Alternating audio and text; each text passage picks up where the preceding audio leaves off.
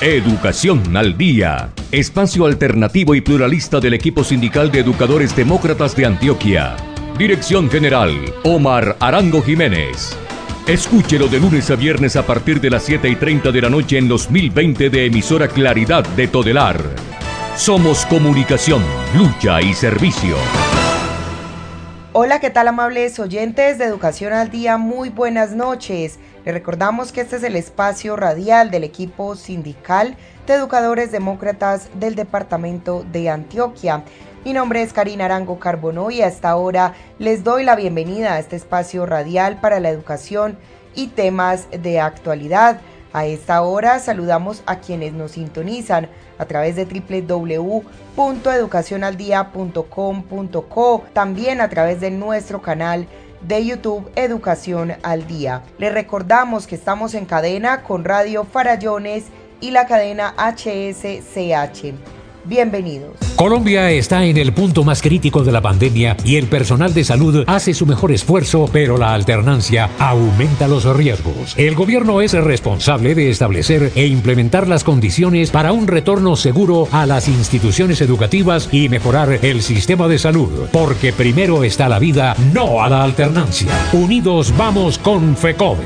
Iniciamos nuestro programa Educación al Día la noche de hoy. A continuación, vamos a escuchar al docente Luis Diego Alarcón, quien participa a esta hora en nuestro programa Educación al Día con un importante análisis de la difícil situación que se vive hoy en día en la región del Pacífico, especialmente en el municipio de Buenaventura. Escuchemos. Los acontecimientos acaecidos en Buenaventura, el puerto sobre el Pacífico colombiano, bien podrían tener el título del libro de nuestro Nobel de Literatura Gabriel García Márquez, como la crónica de una muerte anunciada, la crónica de una explosión anunciada. Los residentes en esta región del país han venido sufriendo las múltiples injusticias, desigualdades sociales de las que se puedan tener en cuenta en los últimos años. Buenaventura no ha sido tratada con la urgencia, con la inmediatez, con la debida prontitud, como lo ha merecido desde hace mucho tiempo por parte de un Estado que ha sido incompetente, negligente, irresponsable y, lo más delicado, que ha mirado para otro lado. Los gobiernos de turno en Colombia se han caracterizado por dar la espalda o ignorar las principales necesidades de los colombianos. No es entendible que un puerto que genera riquezas sea paradójicamente uno de los lugares, una de las regiones más pobres, con un alto nivel de miseria, con unos altos índices de desempleo, desigualdades sociales y con el clamor de sus ciudadanos para que esta pesadilla termine algún día. Ello no ha sido posible, desde luego, porque los estados de turno no han atendido al clamor de sus residentes. Hace 3 años se realizó un paro que duró casi 20 días durante el gobierno del señor presidente de entonces, el señor Juan Manuel Santos, quien se encargó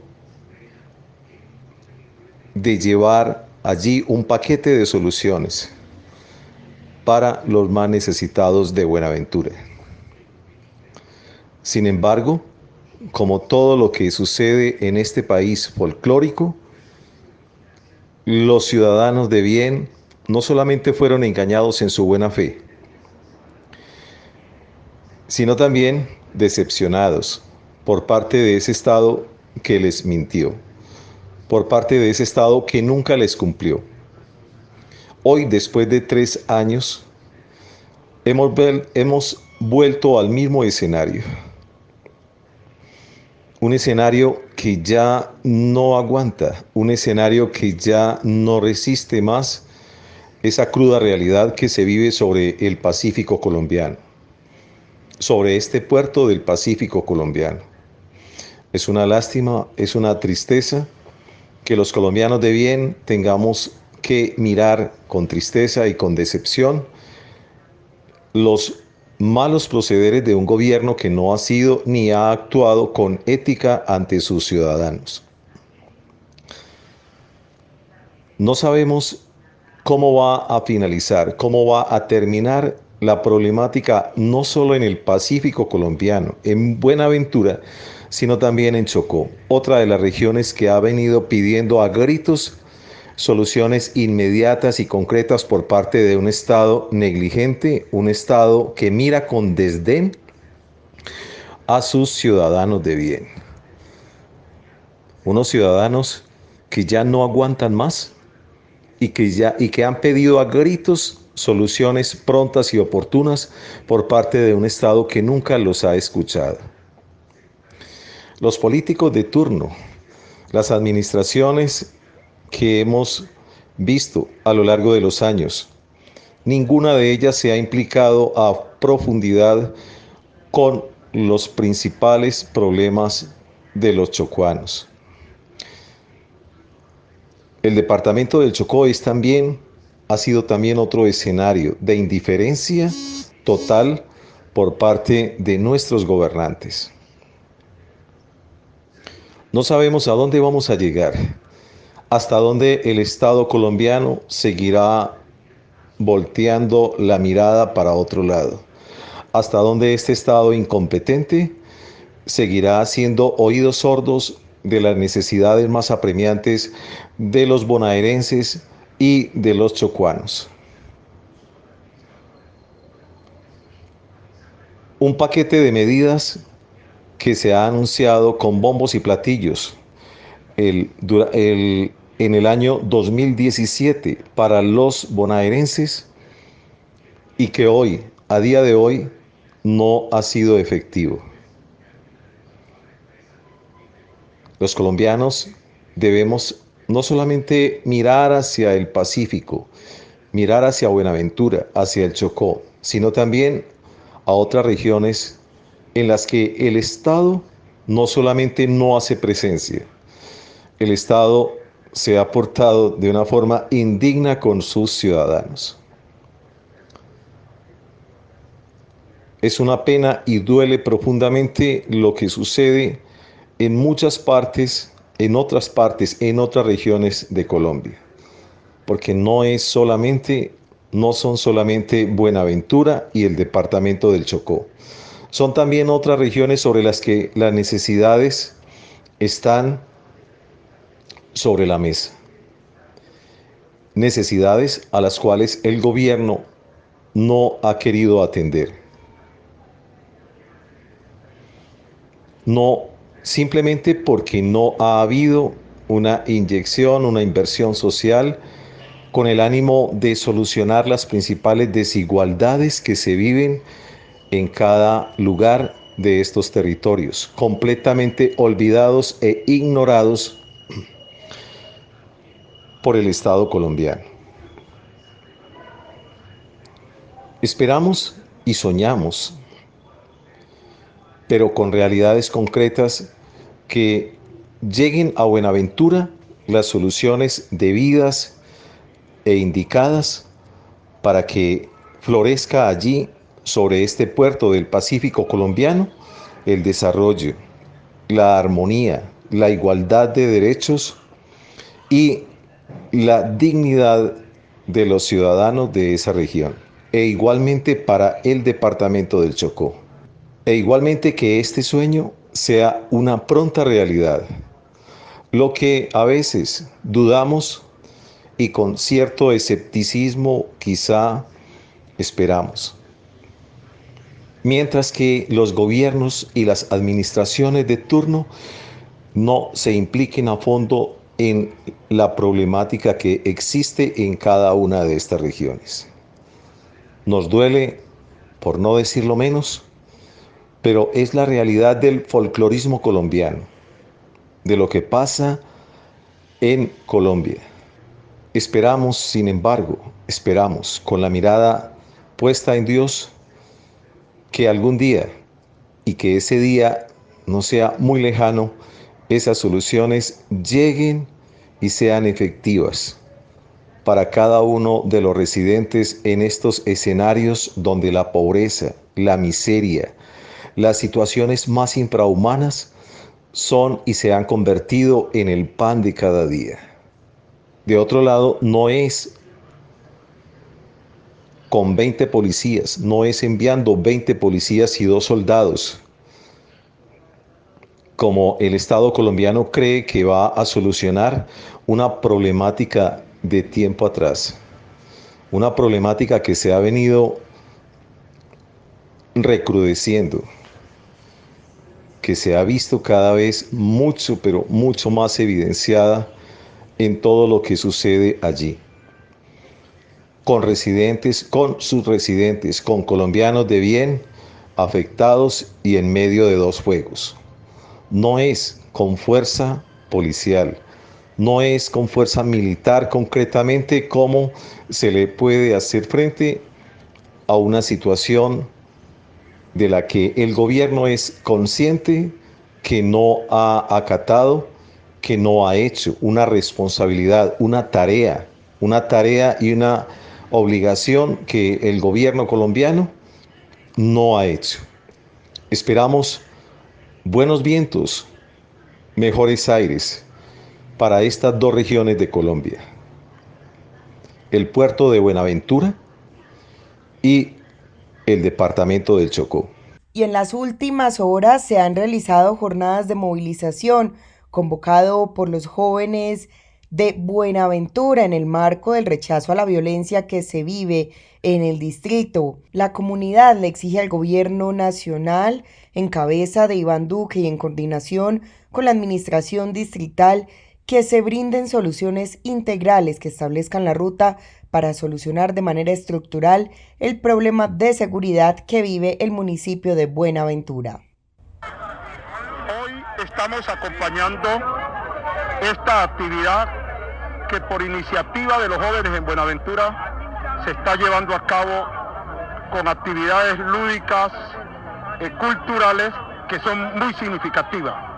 Y esto dentro del marco del rechazo a la situación de violencia en la que se han enseñoreado los grupos que han venido colocando desde hace aproximadamente 2 décadas a Buenaventura en la situación complicada de extorsión, de chantaje, de boleteo y de secuestro.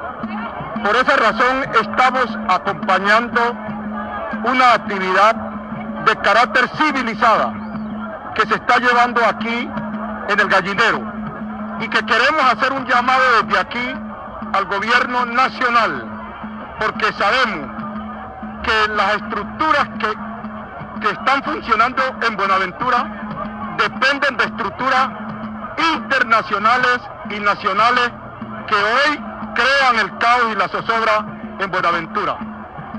Apelamos a que el gobierno nacional, en cabeza de Iván Duque, y que en coordinación con el gobierno local en cabeza del alcalde Víctor Vidal, asuman y coordinen las acciones para que este tipo de hechos que se están presentando en casi todas las comunas de Buenaventura son ilegales, pues la asuma la legalidad y que la gente pueda vivir tranquila, en paz y en el territorio. De tal manera entonces que nosotros seguiremos acompañando esta situación que se vive en el puerto de Buenaventura de manera con acciones culturales recreativas, Colombia está en el punto más crítico de la pandemia y el personal de salud hace su mejor esfuerzo, pero la alternancia aumenta los riesgos. El gobierno es responsable de establecer e implementar las condiciones para un retorno seguro a las instituciones educativas y mejorar el sistema de salud, porque primero está la vida, no a la alternancia. Unidos vamos con FECODE. Y estamos de regreso aquí en nuestro programa Educación al Día, y el tema de la alternancia no deja de preocupar al magisterio colombiano. Por eso, varias acciones de movilización se planearán si el gobierno nacional no toma medidas y acepta el pliego de peticiones radicado por FECODE. Por eso vamos a escuchar a continuación al presidente de la Federación Colombiana de Trabajadores de la Educación, William Velandia, quien habla al respecto. Si algo ha caracterizado a los maestros y maestras de Colombia es la defensa de los niños, de las niñas, de los jóvenes, porque con ética y responsabilidad asumimos la tarea de garantizar el derecho a la educación sin colocar en un riesgo innecesario su vida, en medio de unas condiciones precarias, asumiendo sobrecarga laboral, costos en servicios, enfermedades, y por las mismas condiciones en que el país se encuentra, porque se desnuda la realidad en materia de conectividad, de pobreza, de falta de equipos en nuestras familias y hogares, y sin embargo los maestros nos reinventamos, aprendimos y le hicimos el ejercicio como es debido, garantizamos el derecho a la educación de la niñez y la juventud, como lo digo, sin colocar en riesgo su vida, cosa que no sucedería si se vuelve a la escuela con la alternancia, por cuanto, primero, las cifras que nos muestra el gobierno no se corresponden con la realidad. Habría que verificar en los colegios y escuelas del país si están cumpliendo los protocolos realmente que establecen la comunidad científica, la UNICEF, los expertos, las mismas normativas del país. Y desde ahí, pues, la tarea que tenemos que hacer nosotros para hacer esa verificación con las comunidades, con las autoridades, con los responsables del proceso. Es una responsabilidad del Estado garantizar las condiciones. Aquí nosotros no podemos indicarle la responsabilidad de trasladársela a los padres y madres de familia, a los maestros, a los directivos docentes. No, es una responsabilidad del Estado garantizar las condiciones para proveer los elementos de bioseguridad, para adecuar la infraestructura, para apropiar los recursos humanos que demandan las instituciones educativas y que, pues, se recogen en esos protocolos y en esos lineamientos que, como lo plantea nuestro honorable secretario, y que se recoge y se colige de lo que han planteado nuestros científicos, tiene que hacerse a través de una lista de chequeo, en una verificación que tiene que generar una movilización nacional de todos los maestros y maestras del país. Tenemos que ir en campo con todas las medidas de bioseguridad para, con las comunidades, con las autoridades, hacer la exigencia de que los maestros sí queremos volver, porque siempre lo hemos dicho, nosotros queremos volver al aula de manera, pero con condiciones para garantizar la vida de los colombianos, de las colombianas, porque es que abrir la escuela significa la movilidad de más de 19 millones de colombianos y colombianas. Es que no es solo la protección de la vida de los niños y las comunidades, es de toda la comunidad en su conjunto, por todo lo que representa abrir la escuela, el programa de alimentación escolar, el transporte, como bien lo apuntan, porque hay una movilidad y hay un desplazamiento, y lógico surge la ley transitiva. Si hay desplazamiento, hay mayor número de contagios, pues hay mayor número de fallecidos, y eso se va a reflejar si de manera irresponsable nosotros aceptamos las imposiciones que hoy se están dando desde el gobierno nacional. No debe haber apuros, quedó claro que no debe haber apuros, y que no debemos tampoco dejarnos presionar por sectores de opinión externos al sistema educativo. Tenemos que escuchar a los expertos, ese era el ejercicio de hoy, a los médicos, a los epidemiólogos, a los virólogos. Ellos son los que analizan el comportamiento de la pandemia, hacen los modelos matemáticos en proyecciones. Hay que exigirle. Si es que la decisión es que hay que volver ya, bueno, ¿cuál es la proyección? ¿Cuál es el modelo matemático que nos permite determinar la proyección que van a tener en el crecimiento de los contagios tan pronto se vuelva al aula de manera presencial? Entonces, nosotros decimos desde la Federación, tenemos que trabajar de la mano de los expertos, de las comunidades, de las autoridades, para que, pues, como quienes conocemos realmente la institución educativa, revisemos los lineamientos y los protocolos definidos, si se están cumpliendo o no. Esa es la primera tarea que hay que hacer, y para eso vamos a generar ese trabajo en todos los rincones del país. Ahí tenemos que comprometernos todos los maestros y maestras, porque es la vida, como lo hemos dicho, no solo de los colombianos y las colombianas, de los niños y las niñas, sino de todo el mundo en general, porque mire ya cómo está el cierre de fronteras. La exigencia al gobierno, porque es que, bien lo comentaban también, el problema no es solo de confinarse, pero hay que sobrevivir de alguna manera. La exigencia al gobierno de una política social, de una renta básica, de unos recursos para aquella población que no tiene por qué salir porque queda expuesta y aumenta el riesgo, tenga las garantías plenas para salvaguardar una obligación constitucional que es el derecho a la vida, ¿sí? Entonces, es ese elemento y la ejecución de recursos. Aquí se ha dicho mucho que hay 400.000 millones de pesos para ir adecuando las instituciones educativas con las condiciones y los elementos de bioseguridad, pero en lo que nosotros hemos encontrado es que de esos 400.000 millones de pesos, apenas a finales del año 2020, solo se ejecutaron 64.000 millones, imagínense, y por eso hablan de un superávit de 339.000 millones y más. Hombre, esa es sería una falta de responsabilidad.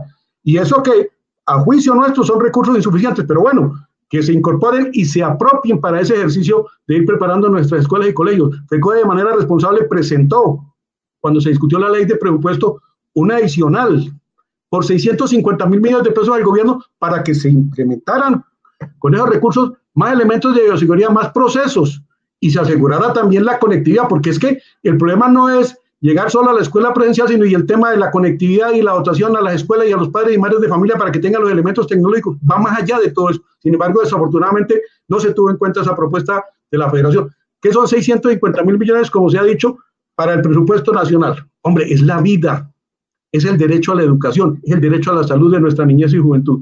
Entonces, nosotros vamos a generar toda una gran movilización en el país y queremos que ustedes nos acompañen con todas las autoridades científicas, con todos los sectores sociales, porque tenemos que movilizar a los personeros, a los defensores del pueblo, a la Procuraduría, a los padres y madres de familia, a las comunidades educativas, en esa gran campaña para que se cumpla como es debido, se adecúen las instituciones educativas, de tal manera que cuando esté el momento oportuno podamos volver al aula de manera presencial, garantizando el derecho a la vida. Y como lo hemos dicho, no es solo de las comunidades educativas, es de todos los colombianos y colombianas. Es la apuesta de la Federación, hay una dinámica que tenemos que hoy sacar a la luz pública. No podemos aceptar imposiciones como se están trazando desde el Ministerio de Educación y seguimos en esa tarea de la defensa de la vida, de la defensa de la salud, de la defensa de la educación como derechos fundamentales, pero responsabilidad del Estado.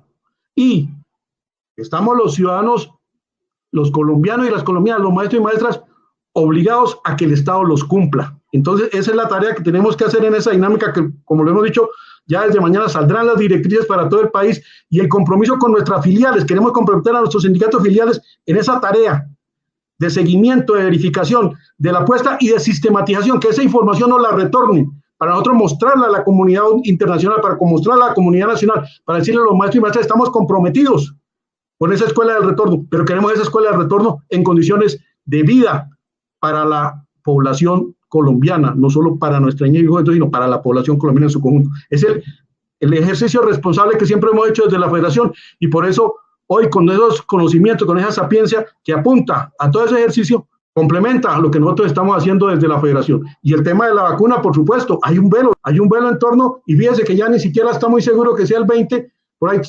traerán un muestreo para decir que empezaron a cumplir.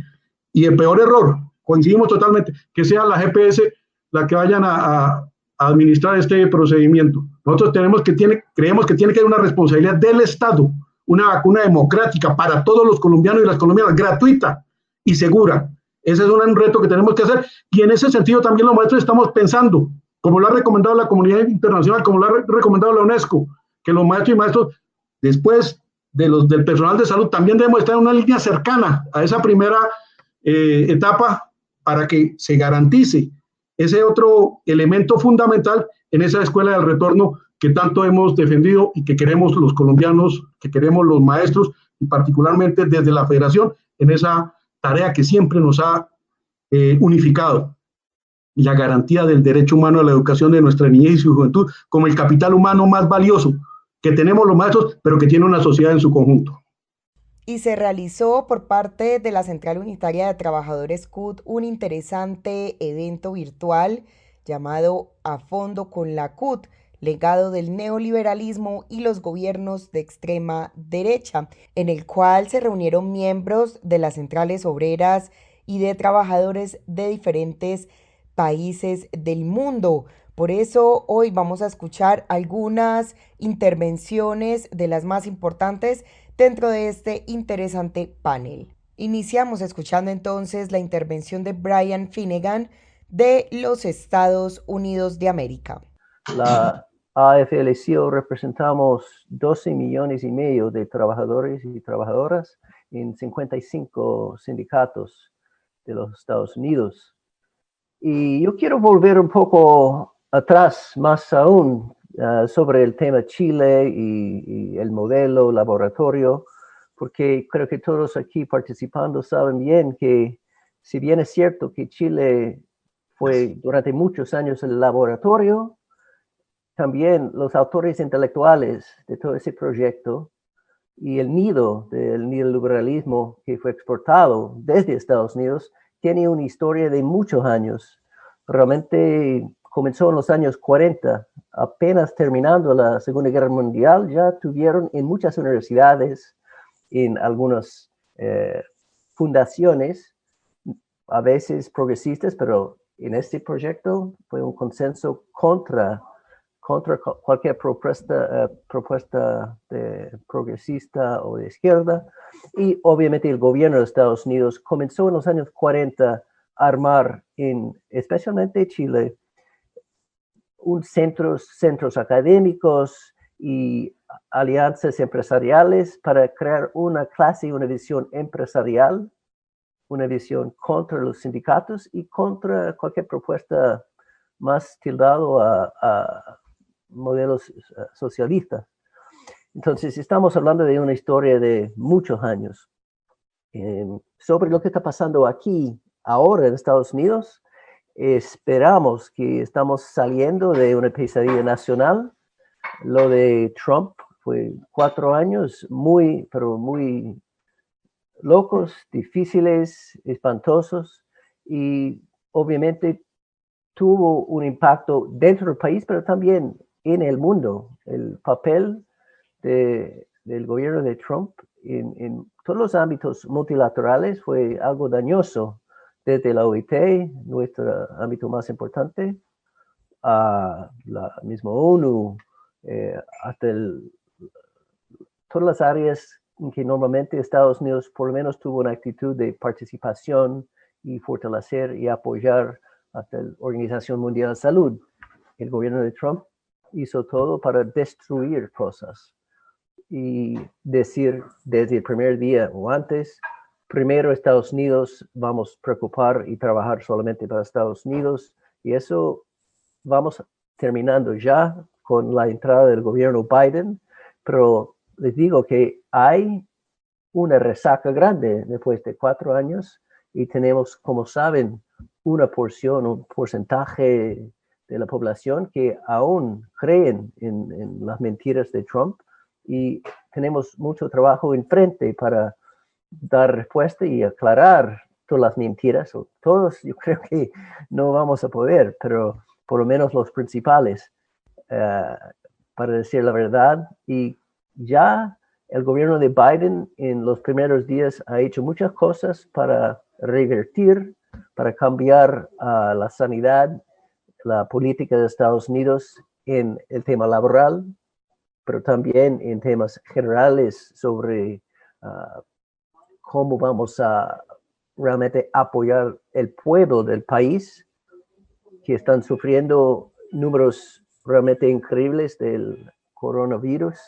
Y primera cosa fue parar de mentir y hablar con transparencia de los errores, de los hechos, usar la ciencia y no esconder todo en una trampa de marketing. Pero hay un legado de Trump en muchos estados, especialmente en las zonas rurales, y tenemos un trabajo de organización política y sindical. La elección, tuvimos un plan entrando en la elección, aumentar la participación, porque en Estados Unidos el voto, como muchos saben, es no es obligatorio. Y por eso no tenemos mucha participación a veces, y también el partido de Trump, los republicanos, hacen todo para dificultar la participación, especialmente la gente afro y latino y la gente pobre. Sabe que las elecciones aquí están en el día martes. Hay explicaciones históricas, pero mucha gente no puede perder horas de trabajo. Hay muchos motivos para no participar. Y vamos a tener que cambiar cosas que vienen de bien antes del gobierno de Trump. Sobre la transición misma, obviamente estaban acompañando los, digamos, 2 meses de mentiras y fraude, y el 6 de enero la violencia en el Capitolio. Entonces, obviamente no tuvimos la transición pacífica y normal como hemos tenido en todas las elecciones antes. En el año 2000 tuvimos un conflicto sobre conteo de votos, pero nada de mentiras de la misma manera que tuvimos con Trump. Y eso ha hecho un daño al sistema, pero al final, con la movilización de nuestra gente, no solamente los sindicatos, los aliados, salimos con mucha disciplina, con mucha paz, para defender nuestra elección. Y tuvimos un plan 2 meses, 3 meses antes. Sabíamos que íbamos a tener que organizar para participar la gente, ganar la elección, y después íbamos a tener que defender los mismos resultados. Básicamente lo que estamos viendo hoy día en Myanmar es para mí muy semejante.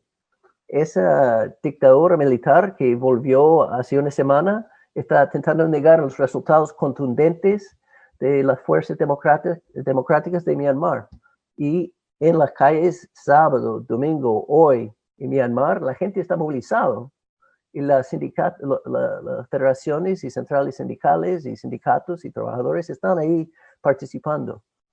Es un tema mundial, pero yo creo que la actitud, las mentiras y las acciones de Trump y sus aliados ha contribuido en muchos lugares a esas fuerzas antidemocráticas.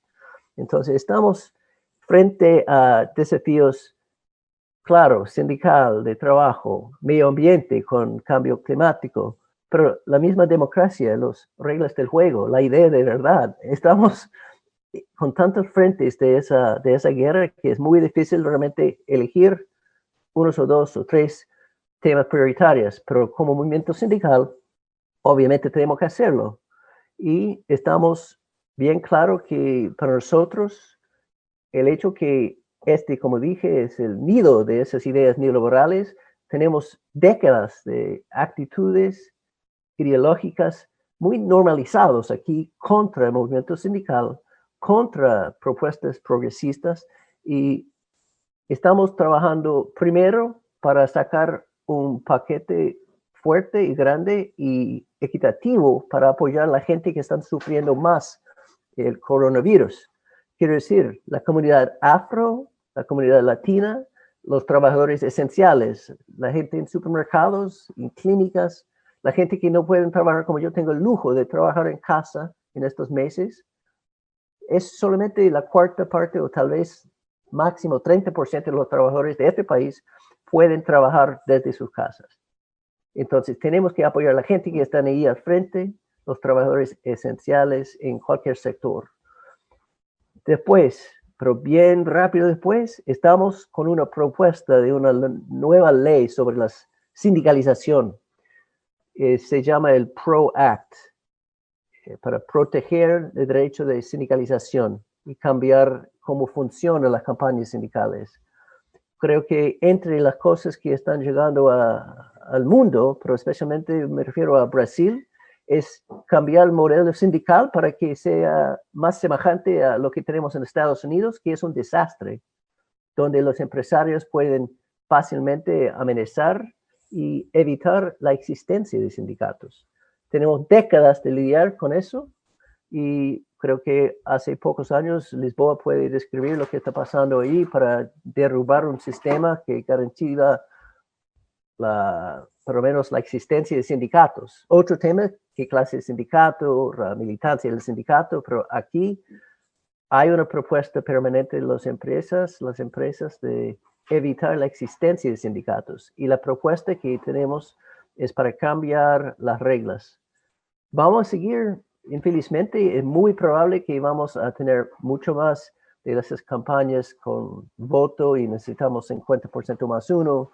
Y tenemos ideas para expandir la negociación colectiva, que aquí es básicamente siempre a nivel de la empresa y queremos ampliar al sector, a grupos aquí, pero es muy difícil. Entonces, entre los temas sindicales, respuestas, eso es una propuesta de hace muchos años, que viene de por lo menos los años 50, y hicimos grandes esfuerzos en los 70 y los 90, y también al comienzo del gobierno de Barack Obama. Y es un tema de ganar en el Congreso, y tenemos que organizarnos ahí, y salir y organizar, y mostrar que hay tanta gente que quiere sindicalizarse, que el tema del COVID, el tema del medio ambiente, estamos en esas movilizaciones, pero también mostrando que en los lugares de trabajo hay un montón de gente que está intentando sindicalizarse. Hoy día mismo, en el estado de Alabama... Compañero Brian, tiene un minuto. Ok. Hoy día, para terminar, un buen ejemplo de que estoy hablando fuera del Congreso, fuera del tema sumamente político, el tema sindical. Tenemos trabajadores comenzando hoy día la votación para crear un sindicato en la empresa Amazon en el estado de Alabama, entre los estados más difíciles para el movimiento sindical, un estado históricamente de esclavitud, un estado muy conservador, pero ahí tenemos un proyecto de sindicalización con algunos sectores fuera de lo de Amazon, pero están apoyando en la sindicalización de los trabajadores de Amazon con los mismos trabajadores. Hay un centro de trabajo de 6,000 y desde hoy hasta alguna fecha en marzo vamos a tener votación. Entonces, tenemos peleas y luchas en el Congreso. Sin duda vamos a tener ayuda de Joe Biden. Ya tenemos en algunos decretos, pero es un trabajo fuera del Congreso y fuera del mundo político y en los lugares de trabajo. Tenemos que tener las dos. Colombia está en el punto más crítico de la pandemia y el personal de salud hace su mejor esfuerzo, pero la alternancia aumenta los riesgos. El gobierno es responsable de establecer e implementar las condiciones para un retorno seguro a las instituciones educativas y mejorar el sistema de salud, porque primero está la vida, no a la alternancia. Unidos vamos con FECODE. Y estamos de regreso aquí en nuestro programa Educación al Día. La noche de hoy compartiendo con ustedes algunos apartes del conversatorio internacional El legado del neoliberalismo y los gobiernos de extrema derecha. Por eso vamos a escuchar a continuación el caso de Chile, representado por Tamara Muñoz, miembro de la CUT de este país. Escuchemos. Y un poco contándoles que antes de la instalación del neoliberalismo en Chile, voy a ser así como bien concisa para que pueda comentarles un poco bien todo, toda la situación chilena. Antes del año 73, aproximadamente en el año 71, ustedes recuerden que nosotros tuvimos un gobierno socialista con el presidente Salvador Allende, un gobierno popular, un gobierno del pueblo, de los trabajadores, donde el nivel de sindicalización de los trabajadores alcanzó un punto, un pic de nivel alto, alrededor de un 38% de sindicalización de los trabajadores. Y yo creo que eso es fundamental poder mencionarlo porque quiero después comentarles por qué. Porque a raíz de eso es que cuando se impone la dictadura a sangre y fuego del año 73 en adelante, el primero o los primeros de alguna forma que fueron descabezados y que de hecho se le cancelan las personalidades jurídicas son, en este caso, la Central Única de Trabajadores en ese tiempo, la CUT, a propósito del poder que ejercían los trabajadores en las transformaciones sociales que había tenido el país hasta ese entonces. Entonces, evidentemente, lo que hace la dictadura es atacar al movimiento sindical descabezar todas las organizaciones más grandes. De hecho, nosotros tuvimos muchos detenidos desaparecidos, dirigentes sindicales, muchos ejecutados políticos y otros tantos también exonerados y presos políticos, pero solo para manifestar el poder que tenían en ese entonces las y los trabajadores en ese momento. Y luego con todo lo que vino a darse con la dictadura y que fue... como todos ya lo han mencionado, este experimento neoliberal que se da en Chile y que no puede haber sido de otra forma, sino que fue con el horror, la violencia, la sangre, todo lo que hubo, la represión que hubo en nuestro país, que fue ingresando o metiéndose en nuestro país con todas estas políticas neoliberales, que lo que hacen de alguna forma, como ya les manifestaba, es precarizar lo que es la vida. Y yo creo que uno de los fundamentales o los pilares del modelo económico que se instala en nuestro país tiene que ver con un plan laboral que lo que hizo fue que las organizaciones sindicales y la negociación colectiva solo se parcelara o se atomizara lo que fuera el movimiento sindical y se llevara solo por empresas. Entonces lo que trató de hacer la dictadura fue achicar lo que más pudo el movimiento sindical, el atomizar las organizaciones sindicales y el quitarle el poder real que tenían los trabajadores en ese entonces antes de la dictadura. Vino todo un tema de una reforma al sistema tributario, al sistema de salud. Ustedes saben muy bien que mucho de lo que hemos reclamado en Chile tiene que ver con la salud, con una salud gratuita, una salud de calidad, etcétera. También se vino a desnacionalizar lo que era la riqueza principal y lo que se llamaba el sueldo de Chile, que es el cobre en nuestro país, que es una de las riquezas más importantes que tiene nuestro país y que evidentemente lo que se hizo fue nuevamente privatizarlo. Se generó fomento a las forestales que han de alguna forma deforestado todo nuestro país, han ganado millones y han generado estragos en cuanto a desastres ambientales, etcétera, etcétera. Se vino a instalar el sistema de AFPs, que es lo que de alguna forma también se ha reclamado mucho en nuestro país, a propósito de las jubilaciones miserables que reciben nuestros abuelos. Se privatizó la educación completamente y eso generó que se traspasara también la educación inicial a las municipalidades, y hay municipalidades más pobres que otras, y por ende en ese entonces la educación que se entregaba era lo que de alguna forma podía llevar algunas de las municipalidades, que son las que están en las comunas en nuestro país. El sistema bancario también se privatizó, se generó la subcontratación, ya todos sabemos lo que hace la subcontratación en las y los trabajadores, que precariza aún más las relaciones laborales. Se privatizó el agua, Chile tiene privatizada completamente el agua, y bueno, y por medio de la constitución política, que también lo que vino a hacer fue a perpetuar este sistema neoliberal, este sistema económico, dentro de lo que es la Constitución de Chile. Y eso generó durante mucho tiempo mucha desigualdad, mucha precarización, y que eso se mantuvo durante todos los gobiernos que vinieron después. O sea, a partir del año 90, con esta vuelta a la supuesta democracia, lo que hizo la Concertación fue profundizar también ese modelo. A ellos les pareció de alguna forma cómodo mantenerse sobre ese modelo y seguir de alguna forma profundizando lo que eran el modelo neoliberal. Y lo que vino después de un tiempo a generar ahora con Sebastián Piñera, que ya es la profundización completa del modelo neoliberal, y lo podemos ver con la crisis pandémica, con la crisis de la pandemia, en cómo se ha enfrentado lo que ha sido el COVID-19, y lo que se ha generado es profundizar aún más el sistema neoliberal por medio de medidas que solo han enriquecido a los ricos o a los empresarios de este país, y han disminuido a lo que son los trabajadores y las trabajadoras en nuestro país.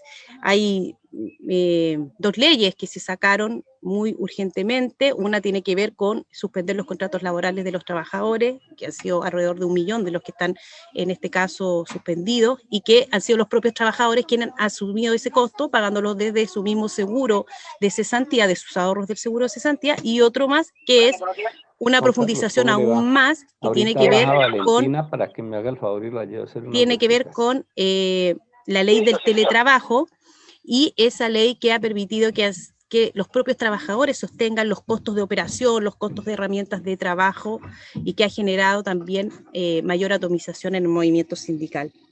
Con ello, se ha permitido que al final así sean los propios trabajadores y trabajadoras quienes asuman el costo de la crisis y quienes han tenido que también sacar de sus fondos del sistema de AFP para poder llevar lo que es esta pandemia. Quiero comentarles que paralelo a esto, ustedes saben que en Chile se vive la violación a los derechos humanos día a día, la represión a la movilización social, durante el estallido social o la revuelta popular del 18 de octubre en adelante, el año 2019, vivimos una serie de violaciones a los derechos humanos, algo que se vuelve a abrir una herida en el Chile que dijo nunca más con las violaciones a los derechos humanos de la dictadura, pero que vuelve a recordar que tampoco esas... Un minuto.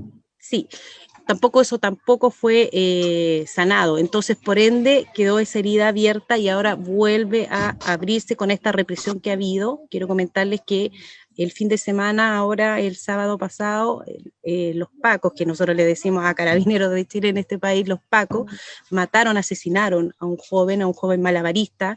Entonces lo que vemos a diario es que se discrimina, se persigue a los activistas de los movimientos sociales, de los movimientos sindicales, y seguimos manteniendo entonces lo que es esta represión y esta violación a los derechos humanos constante todos los días, a propósito que este gobierno lo que hace más bien es, ante cualquier levantamiento, ante cualquier movimiento social, es lanzar lo que es la represión hacia el pueblo de Chile. Estamos escuchando a partes del conversatorio internacional El legado del neoliberalismo y los gobiernos de extrema derecha realizado por la Central Unitaria de Trabajadores CUT de Colombia. Vamos a continuación a escuchar la intervención de Antonio Lisboa de la CUT Brasil, quien cuenta cómo el neoliberalismo ha influido en la actualidad de este país. Escuchemos. Brasil es la expresión, el gobierno brasileño es la expresión más bien acabada de la extrema derecha. Pero no es también una expresión muchísimo bien acabada de neoliberalismo. Yo tengo claro que el tema de este panel es fundamental porque en realidad la extrema derecha es una especie de hija del neoliberalismo. No hay, porque el crecimiento de la extrema derecha es consecuencia del neoliberalismo. ¿Y por qué esto ha acontecido? Porque lá atrás, en años 70, inicio de años 80, con Margaret Thatcher, con Ronald Reagan, ellos tenían que el sistema capitalista tenía que recuperar sus pérdidas ou aumentar suas ganâncias em função da crise de petróleo daqueles anos. E o que se hace, então? Alguém tinha que pagar a conta e ha escolhido os trabalhadores. Então, o neoliberalismo, em minha opinião, é centrado em três estratégias. A primeira, a estratégia financeira, privatizações, retirada de direitos laborais, enfim, isto todo, ataques a los sindicatos, isto todos que nós conhecemos. A segunda estratégia são os ataques ao meio ambiente, ao planeta, ou seja, vamos a retirar tudo que é possível do planeta e depois, né, que planeta que se resolva. E a terceira estratégia é uma estratégia muitíssimo difícil de nós enfrentarmos, que é o que chama de uma espécie de estratégia cultural, midiática, educacional. Ou seja, os jovens de anos 80, 90 deste século vão com um processo de educação que tem em individualismo, em la meritocracia como seus principais benefícios. E também um ataque com a mídia, especialmente em Brasil, também temos isso, a mídia corporativa que vai a, não sei como se chama em espanhol, que vai a poner em las mentes dos jovens, dos trabalhadores, que é importante que o que vale é que seja o individualismo, a meritocracia. Pero uma coisa é que depois, né, o neoliberalismo vai retirando cada vez mais os direitos e as condições de vida das grandes massas populacionais, e estas massas populacionais, muitas vezes, levadas a acreditar que era neoliberalismo, que a meritocracia, que o individualismo são importantes, pero que eles não conseguem ter benefícios, então vão encontrar inimigos para seu fracasso. E quais são os inimigos? Os inimigos são os indígenas, as minorias, as mulheres, os negros, as periferias, os pueblos originais, o meio ambiente, os acadêmicos, etc. E passam, então, a ser um enorme exército para ser capturado por políticos de extrema-direita. Bolsonaro, em Brasil, foi deputado por quase 30 anos em Congresso Nacional. Nunca ha aprovado um único projeto. Pero quando vai crescendo estas massas insatisfeitas com o neoliberalismo, porque não responde às suas necessidades, Bolsonaro, então, aparece, né, como sendo a salvação do país. Então, por isso, eu digo, Diógenes, a extrema-direita é uma hija. A extrema-direita ha ocorrido sempre na história, mas a extrema-direita de estes tempos é uma hija do neoliberalismo.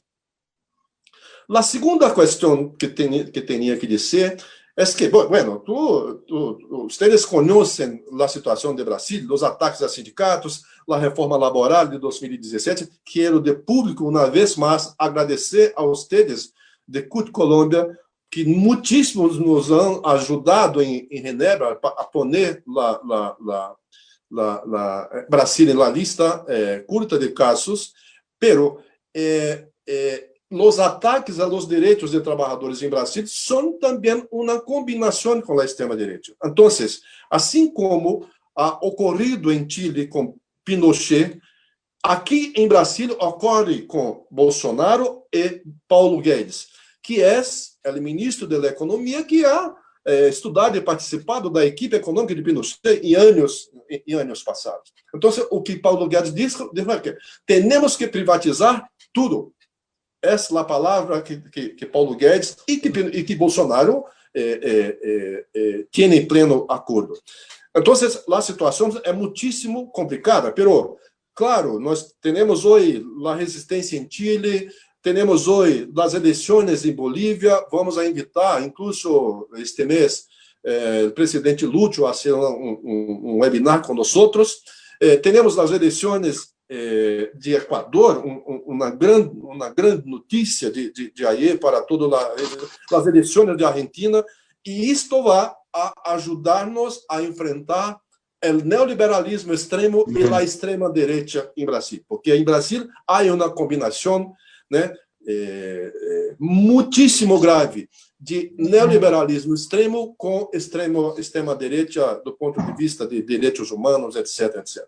Pero quero concluir dizendo também duas outras questões.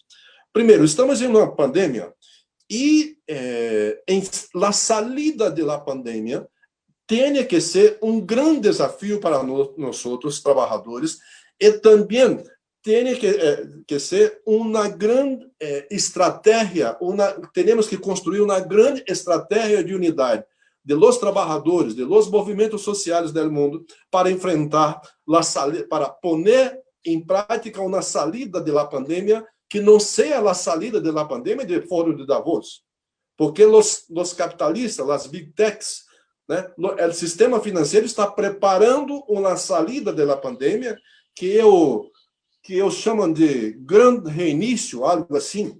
Pero o grande reinício dos capitalistas, dos neoliberais, é grande reinício, uma grande retomada para o neoliberalismo mais cruel, mais concentrador de riqueza. Então, temos nós, trabalhadores, que construir uma grande unidade para ter, sim, grande reinício para a saída da pandemia. Pero a partir de nossos interesses, com mais serviços públicos, com mais democracia, com mais liberdade, com mais organização sindical, com mais direitos laborais, enfim, são os grandes desafios que temos hoje.